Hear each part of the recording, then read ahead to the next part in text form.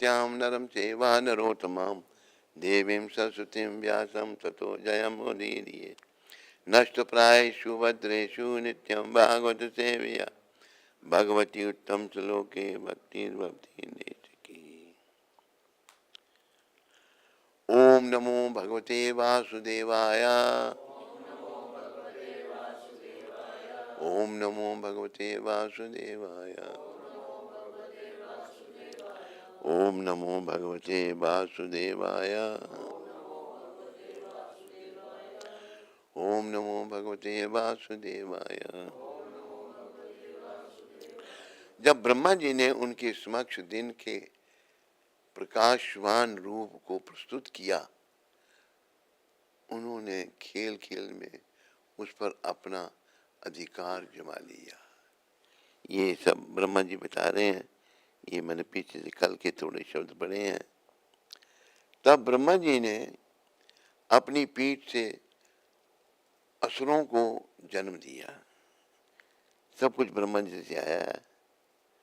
अपनी पीठ से असुरों को जन्म दिया।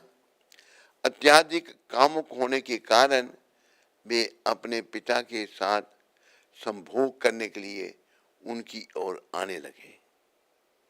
असुर लोग पहले तो ब्रह्मा जी उनकी मूर्खता पर हंसे, परंतु जब उन्होंने देखा कि वे निर्लज्ज असुर उनका पीछा नहीं छोड़ेंगे, तो वहां से भागकर ब्रह्मा जी ने भगवान विष्णु का आश्रय लिया।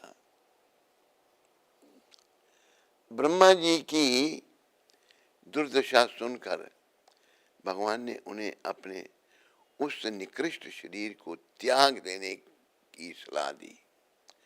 जब ब्रह्मा जी ने उस शरीर अर्थात उस मानसिकता को त्याग दिया, तो उसने संध्या का रूप ले लिया, जो काम वासना को जागृत करने वाली संधि बेला है।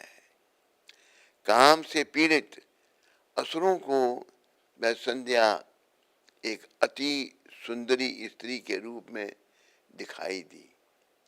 उसके पैरों में बंधे नूपुर छन छन कर रहे थे और उसकी मदोन्मत्त आंखें नशे के कारण चौड़ी हो गई थी। उसके नितंब एक महीन वस्त्र से ढके थे। एक दूसरे से सटे होने के कारण उसके स्तन ऊपर उठे हुए थे और उनके बीच कोई रिक्त स्थान नहीं बचा था। उसके होंठों पर एक आकर्षक हंसी नाच रही थी और वह चंचल चितवन से असुरों की ओर देख रही थी। उसे देखते ही सब असुरों की विषय वासना भटक उठी और वह उसकी सुंदरता के गीत गाने लगे। हे सुंदरी, तुम कौन हो? तुम हम काम पीड़ितों के बीच अपने बहुमूल्य यौवन का इस प्रकार प्रदर्शन क्यों कर रही हो? गेंद से खेलते हुए तुमने अपनी भाव भंगिमा से हमारे मनों की बुरी तरह से विचलित कर दिया है। प्रतीत होता है कि तुम्हारे भरे पूरे स्तनों के भार से तुम्हारी शरहरी कमर तक गई है। बुद्धि पर पर्दा पड़े उन असुरों ने संध्या को आकर्षक स्त्री समझकर उसे पकड़ लिया, परंतु वे नहीं जानते थे कि उनका वही हाल होने वाला है जो अग्नि का आलिंगन करने के लिए उड़ते पतंगे का होता है। तब गंभीर हंसते हुए ब्रह्मा जी ने अपनी कांति से गंधर्वों तथा अप्सराओं को उत्पन्न किया। जब उन्होंने चंद्र कांति से युक्त अपना वह शरीर त्यागा तो विश्वासु और गंधर्वों ने उसे स्वीकार कर लिया। तत्पश्चात ब्रह्मा जी ने अपनी तंद्रा से भूत पिशाचों की सृष्टि की, किंतु उनके बिखरे बालों तथा नग्नावस्था को देखकर उन्होंने अपनी आंखें मूंद ली। जमाई के रूप में त्यागे ब्रह्मा जी के शरीर को उन भूत पिशाचों ने अपना लिया। इसी निद्रा के फलस्वरूप व्यक्ति के मुख से लार गिरने लगती है। ऐसी अशुद्ध अवस्था में लोगों को देखकर ये भूत प्रेत उनके शरीर में प्रवेश कर जाते हैं और इससे उन लोगों को भूत से ग्रस्त माना जाता है। तब ब्रह्मा जी ने अपनी नाभि से प्रकट एक अदृश्य रूप द्वारा साध्यों तथा पितरों की रचना की।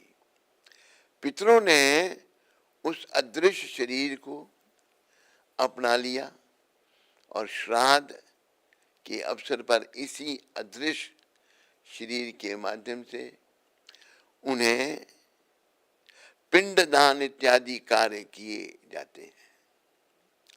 अदृश्य रहने की अपनी शक्ति से ब्रह्मा जी ने सिद्धों तथा विद्याधरों की उत्पत्ति की और उन्हें अपना अंतर्धान नामक रूप प्रदान किया।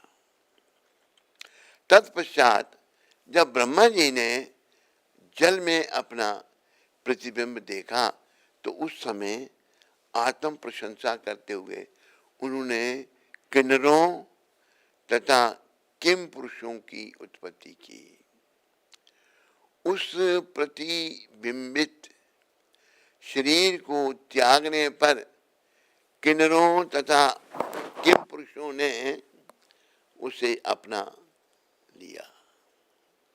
एक दिन लेटे लेटे ब्रह्मा जी को चिंता होने लगी कि उनकी सृष्टि का कार्य ठीक से आगे नहीं बढ़ रहा है।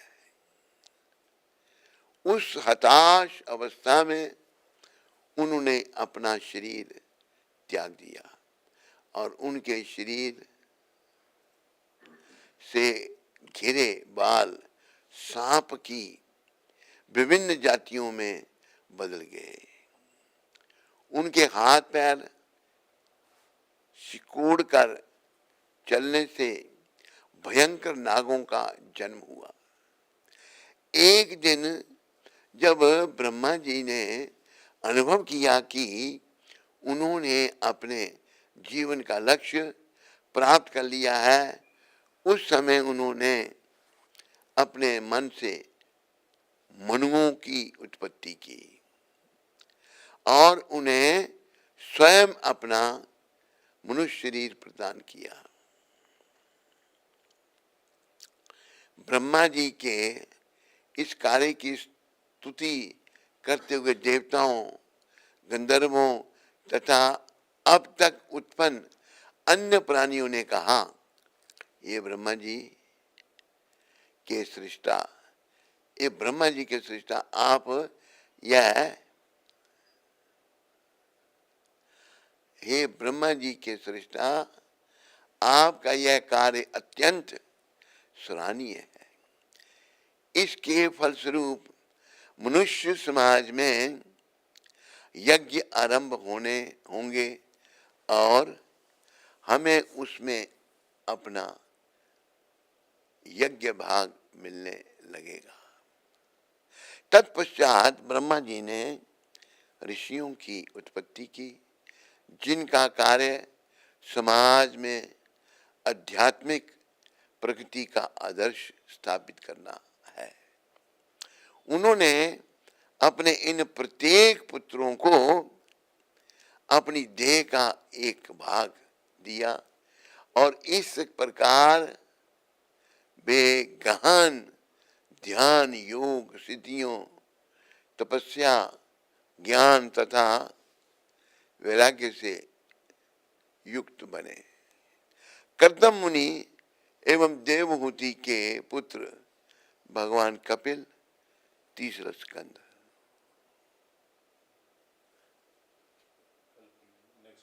है? अच्छा, ठीक है, जैसे तेरी इच्छा भाई। काल कर्दम मुनि, चल थोड़ा सा तो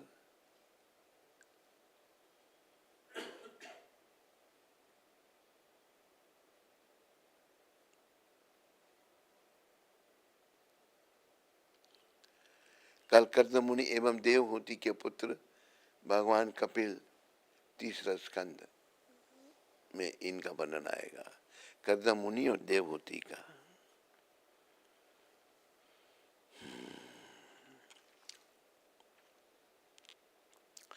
हरे कृष्णा हरे कृष्णा कृष्णा हरे राम हरे कृष्णा